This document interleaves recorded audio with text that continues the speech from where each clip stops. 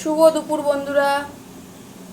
আজকে থেকে আমাদের নিরামিষ স্টার্ট।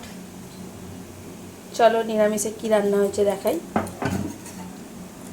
ভাত, আলু সিদ্ধ, পেঁপে সিদ্ধ, পালং শাকের চচ্চড়ি। এটা কি?